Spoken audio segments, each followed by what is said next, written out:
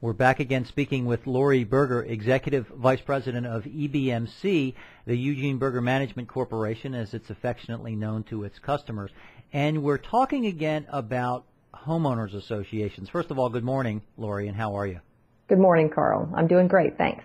Tell me a little bit about how EBMC helps boards of directors better understand their roles and responsibilities relative to the HOA.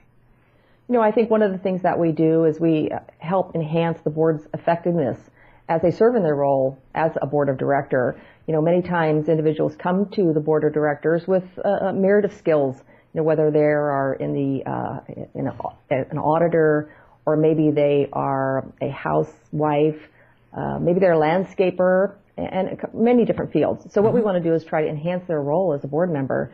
And we can do that through a number of things. One of them is board training. And we do offer that service, and that helps get the board of directors on the same level and all understanding what their governing documents contain. There are CC&Rs, there are bylaws, articles of incorporation, rules and regulations, so there's a lot of things that the boards need to know. So one of the things is being a board member is being able to understand those things. So we handle that. We help them understand their financials, and that's all through a board training session. And also, at times there are boards that deal with conflict, and we can help them with conflict resolution.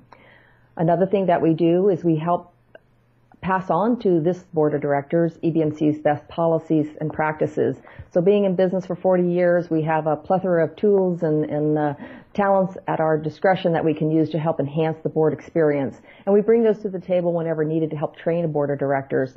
And then lastly, one thing that I think is really important and does help the board in their role is a strategic planning session. And that is really getting the board past today and looking into the future. And that helps with the continuity over the years for the board continually going forward with their goals and objectives. Okay. Well, certainly strategic planning is key. You got me curious when you talked about conflict resolution. Could you give me an example of a typical conflict that you would help with? Oh, my gosh. Where could I start? Let's see. A homeowner in a homeowners association decides that they would like the flowers outside their unit to be red versus white. And so without permission, a homeowner would go out into the common areas and yank out those plants and put in the red tulips that they liked.